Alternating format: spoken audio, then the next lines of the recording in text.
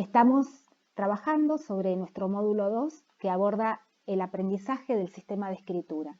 Particularmente en esta clase 6 nos detenemos en el trazado de las letras, las correspondencias y la escritura.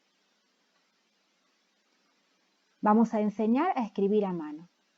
Comenzamos entonces a reflexionar sobre la mano y las habilidades que requiere el uso de este instrumento para escribir, para trazar las letras. Pero antes de focalizarnos en la escritura, veamos la importancia que ha tenido y tiene la mano en la vida humana. Pensemos todo lo que hacemos con las manos, desde que nos levantamos y comenzamos el día. Pensemos también en el sentido especial que tiene la mano para los músicos, los pintores, los cirujanos, los joyeros y muchos casos más. El hombre o su antepasado comenzó a trasladarse caminando. Ya no necesitó la mano para moverse de árbol en árbol. El uso de instrumentos y los movimientos de la mano establecieron los fundamentos neurológicos de la capacidad cognitiva y de comunicación humana. Este cambio posibilitó la realización de una amplia y variada cantidad, sin precedentes, de actividades manuales. El uso de un mayor número de instrumentos controlados por las manos formó el recuerdo de los procesos. Los estudiosos de la evolución del hombre analizan cómo los cambios en el cuerpo, en este caso los cambios en la mano, promueven cambios en el cerebro para controlar y representar los nuevos movimientos. La mano está ampliamente representada en el cerebro. Los elementos neurológicos y biomecánicos están bien dispuestos para la interacción y reorganización. Observen el amplio espacio de representación de la mano en el cerebro. Cuando analizamos las habilidades manuales requeridas para operar, en el caso de un cirujano, o para pintar, nos maravillamos por la sofisticación del cerebro como controlador de movimientos finos y precisos. ¿Cómo es el proceso de escribir a mano? Escribir a mano es un proceso realmente muy complejo, que integra movimientos voluntarios, que son controlados por la vista y la percepción áptica. La percepción áptica combina la percepción táctil con la retroalimentación propioceptiva. Esta retroalimentación nos indica qué movimientos estamos realizando y en qué posición están los dedos, la muñeca y los brazos.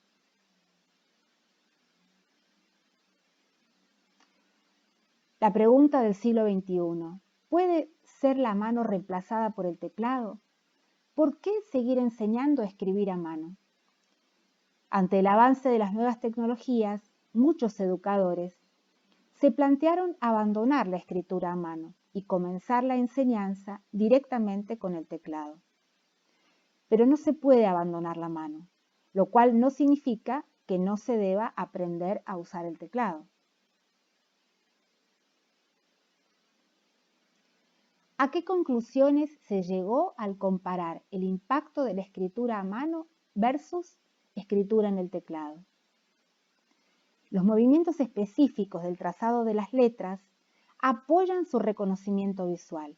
Cuando se aprende a escribir a mano, no así con el teclado, mejora el aprendizaje de la escritura y de la lectura.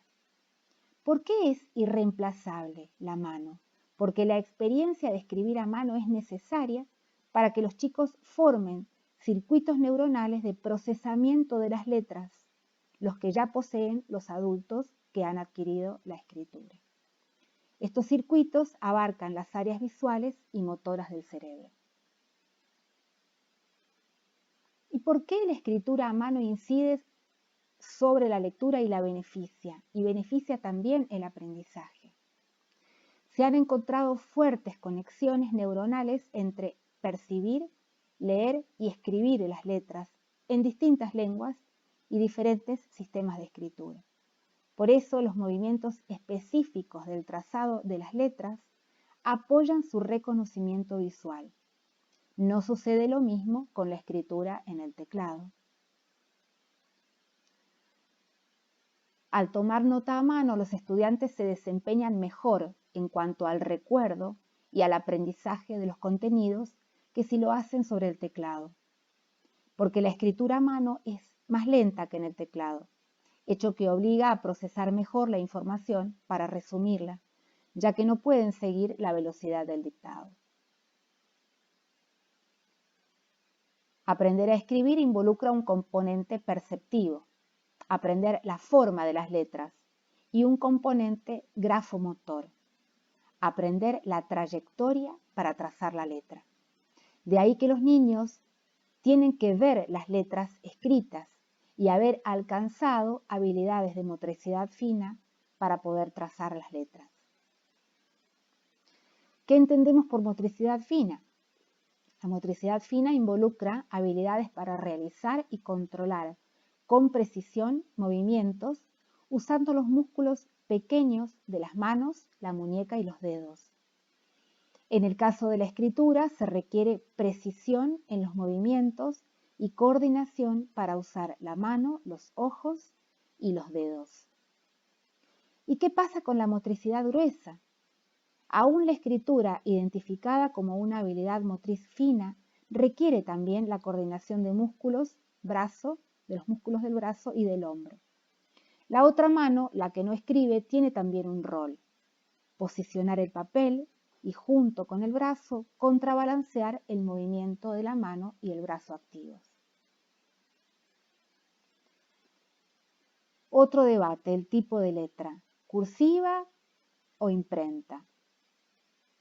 Diferencias en la planificación y su ejecución. La imprenta requiere de un solo trazo o de dos o más trazos básicos. La cursiva, en cambio, se realiza con un trazo continuo, letras unidas y pocos movimientos para levantar el lápiz. La cursiva es más demandante en cuanto a coordinación fina, pero favorece la composición textual.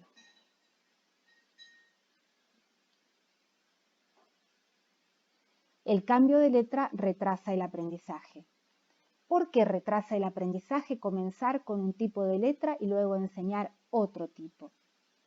Tenemos que tener presente que aprender a trazar una letra implica formar un patrón motor que involucra una representación de todos los movimientos y posiciones para hacerlo. El comenzar con un tipo de letra y luego enseñar otro plantea un doble esfuerzo que carece de fundamento y perjudica, como todo error en las propuestas pedagógicas, a los sectores más vulnerables que no han tenido experiencias de alfabetización temprana.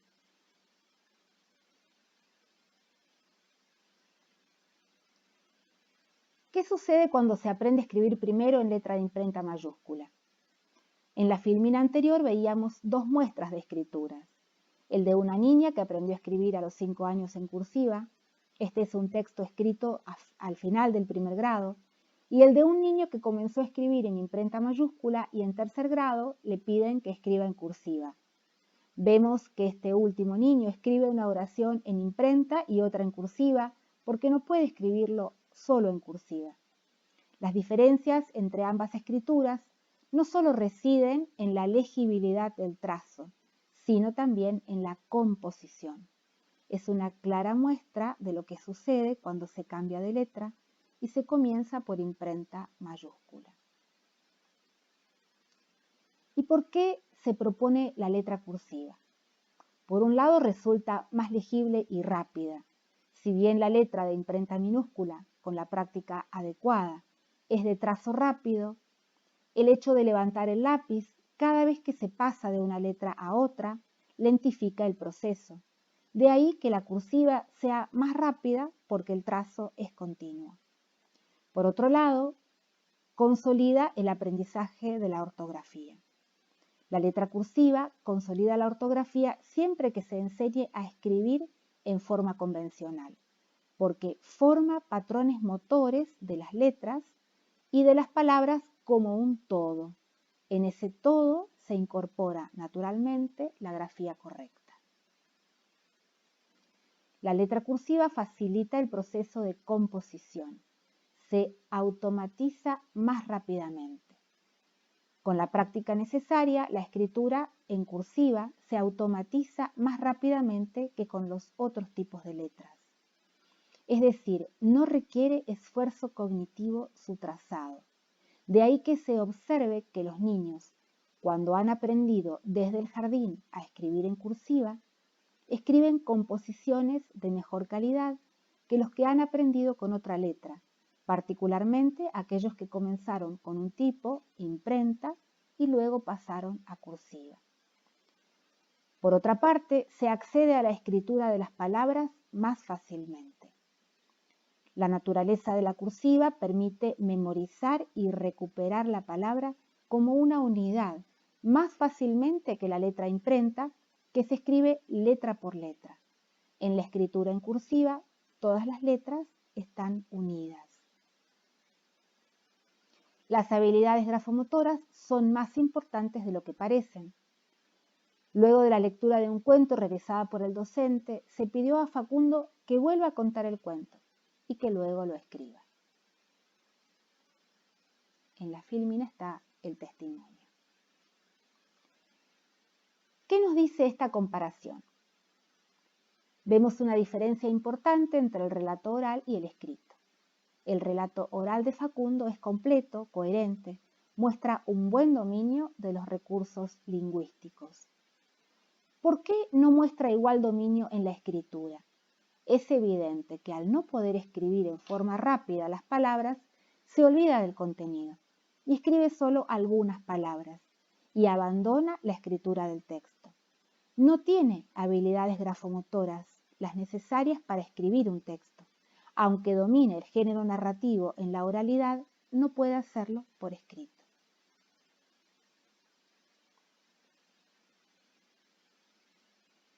El proceso de escritura de textos. En este proceso, que es el objetivo de la enseñanza de la escritura, distinguimos entre el proceso de composición, que implica planificar, textualizar y revisar, y el proceso de transcripción, es decir, el trazado de las letras y escritura de las palabras.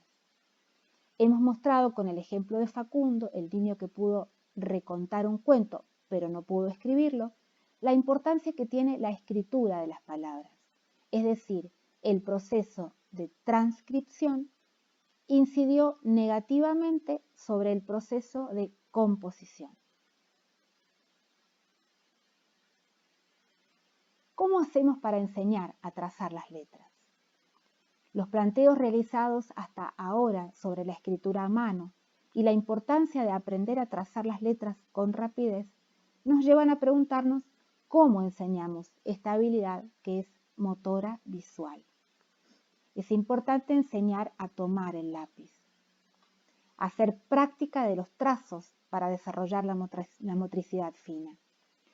De la revisión de programas de enseñanza canadienses, españoles y franceses, entre otros, y de los estudios realizados sobre este tema, hemos tomado los trazos que se proponen como básicos para el desarrollo de la motricidad fina. Son también el punto de partida para aprender el trazado completo de cada letra.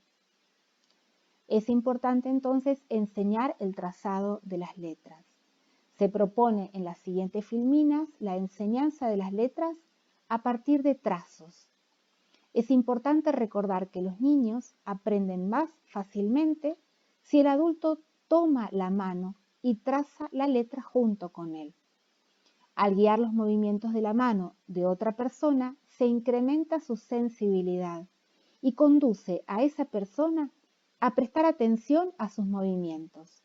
Su cerebro atiende y aprende ese nuevo patrón de movimientos requerido por el trazado de la letra. ¿Cómo tomar el lápiz? El proceso de aprendizaje del trazado a mano empieza por lograr un buen agarre del lápiz. Existe un desarrollo típico del agarre del lápiz que, no obstante, puede variar e incorporar estadios intermedios, por ejemplo. Se espera que entre los 5 y 6 años se logre un agarre trípode eficiente, clave para el trazado de las letras. Las destrezas necesarias para conseguir un agarre de los útiles de escritura de manera efectiva requiere de un trabajo conjunto de aspectos cognitivos, perceptivos y sensorio-motores. Desarrollar habilidades de motricidad fina y un agarre eficiente del lápiz son partes importantes del proceso de aprendizaje de la escritura. Alcanzar el agarre típico es esencial para el trazado. Lograrlo depende de factores ambientales ligados al uso cotidiano de herramientas, como así también de la maduración de estructuras cognitivas. Hay niños que alcanzan más tarde esta capacidad o muestran mayor dificultad, debido a que pueden sufrir una alteración en su desarrollo o bien sea por trastornos del neurodesarrollo, por daño cerebral u otros. El agarre del lápiz requiere de una enseñanza explícita o de adaptaciones concretas cuando las dificultades persisten, como se observa en la filmina. Cuando las dificultades para lograr un agarre eficiente del lápiz persisten, pueden usarse algunos trucos. Se trata de elementos concretos de apoyo que permitirán al niño aprender a controlar y manipular el lápiz, una suerte de adaptador para la mano. El más conocido y accesible es el método del elástico. Consiste en una banda de tela elástica para tomar el lápiz o lapicera junto a una cuerda con un dije colgando para agarrar con la palma de la mano y favorecer la posición de trípode. Para la práctica del trazado se comienza con una serie de trazos básicos que luego derivarán en letras. Se plantea la importancia de practicar primero el trazo básico y luego introducir la letra correspondiente. Las letras se introducen en este material siguiendo un orden que responde a las características de los sonidos que representan. Primero las vocales, luego sonidos frecuentes y fácilmente prolongables como la M, la S o la L. A partir de los trazos de olas, cortos y largos, se derivan los de las letras I, U, S, T, R.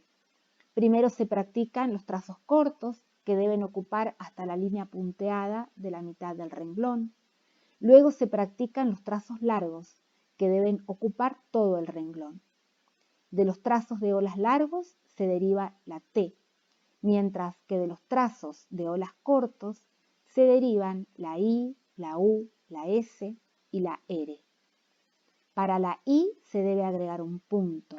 Para la S se debe abrir el trazo y luego llevarlo al comienzo de la ola.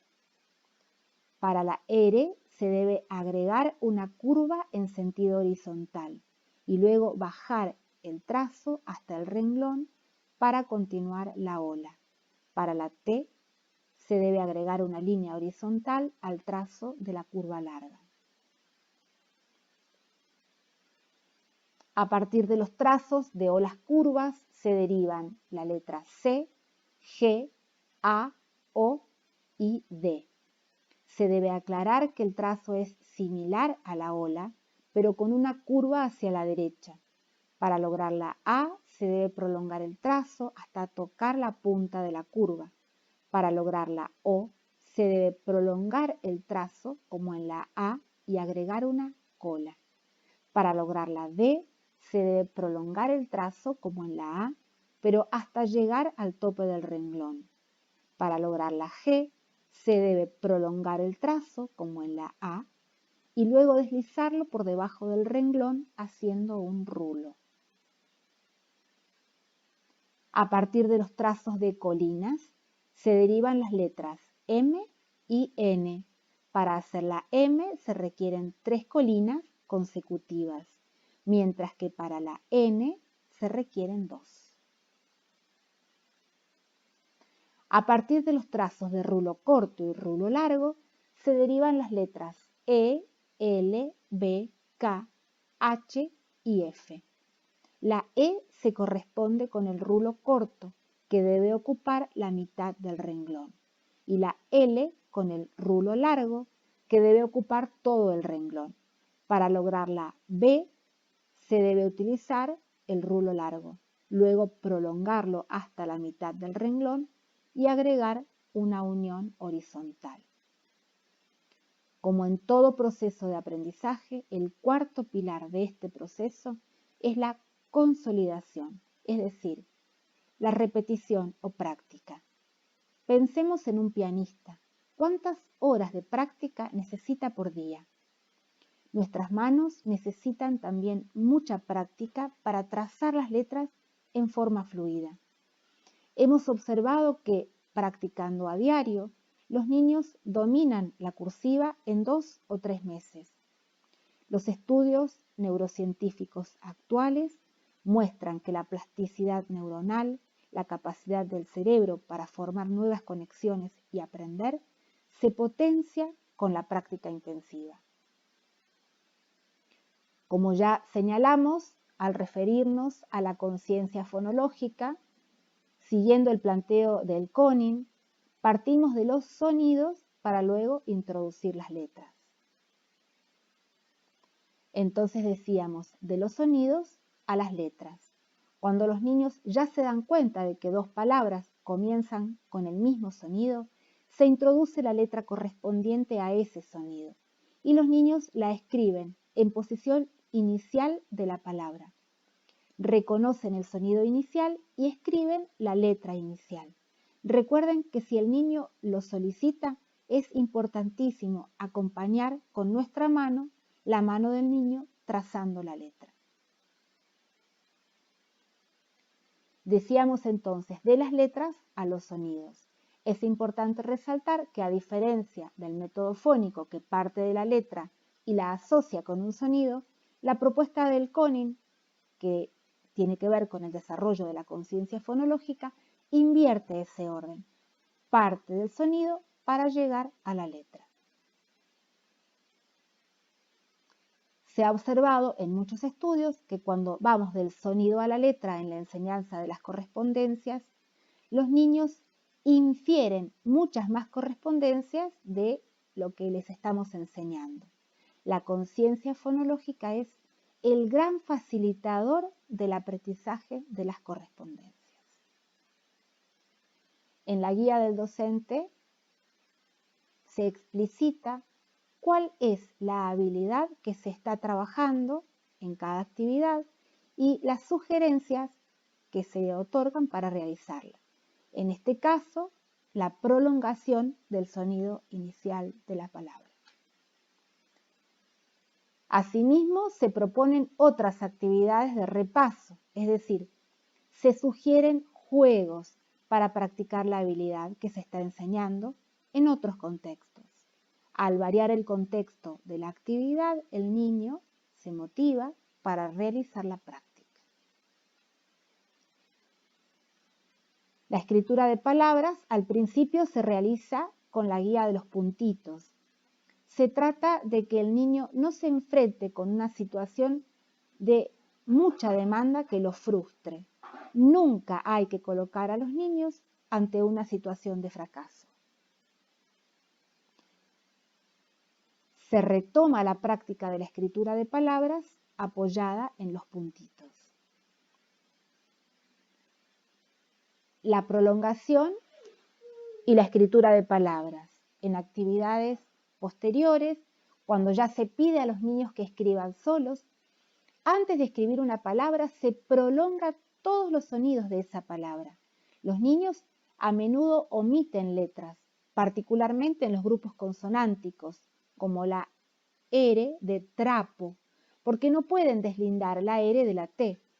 Es importante que el docente apoye la prolongación para que puedan los chicos identificar todos los sonidos y activen la letra correspondiente y no la omitan. Y la ortografía. Y la ortografía es una convención. ¿Qué queremos decir cuando hablamos de convención? Se trata de un acuerdo entre los países que hablan la misma lengua para que, a pesar de las diferencias fonéticas entre los dialectos, se mantenga una misma escritura. Si la escritura fuera una transcripción fonética, no podríamos comunicarnos por escrito. Por ejemplo, en el habla riojana, rojo se escribiría yojo, y en otras zonas, yo sería yo. ¿Cómo enseñar la ortografía? Lo importante es enseñarla desde el inicio. Mostrar la escritura convencional. Los niños son hábiles fonetistas, por lo que pueden reconocer cuando dos palabras tienen el mismo sonido, pero se escriben distinto. A los 5 años, un niño preguntó, ¿por qué Yuya se escribe distinto de Jonathan? Este es el inicio de la conciencia ortográfica, que ya desde jardín los niños pueden ir desarrollando. Practicar ortografía. Los niños no pueden aprender ortografía si no se les enseña. El primer paso en este camino es la toma de conciencia de que un mismo sonido puede escribirse de distintas maneras. Cuando los niños comienzan a aprender a escribir, se entusiasman y escriben palabras y textos breves. Al revisar las producciones de los niños, el docente puede mostrar al niño cómo se escribe la palabra en la que ha cometido un error y pedirle que la vuelva a escribir. Por ejemplo, en esta actividad, los niños tienen que escribir varias veces la misma palabra, el nombre de estos animalitos que presentan dificultades ortográficas. ¿Cómo enseñar entonces la ortografía? No se trata de castigar a los niños, sino de plantearles un desafío. Hay palabras tramposas. Responder siempre a los niños cuando preguntan cómo se escribe una palabra. Al tomar conciencia de que las palabras no se escriben siempre como suenan, los niños, aún los de jardín, preguntan cómo se escribe. Es importante que el docente o el tutor escriba la palabra en el pizarrón o en un papel a la vista de los niños y muestre la escritura convencional. Cuando el docente dice a los niños, escribí como puedas o como quieras, en realidad está promoviendo la formación de patrones motores incorrectos de las palabras que luego resultan muy difíciles de cambiar. A medida que los niños avanzan en su dominio del sistema de escritura y escriben palabras en forma fluida, comienzan a escribir frases, oraciones y textos. Recuerden que ya habían comenzado a producir textos escritos cuando dictaban al docente, es decir, aprendían el proceso de composición. Al dominar también el proceso de transcripción, pueden escribir textos en forma autónoma. En esta actividad escriben partes de un cuento que les han leído.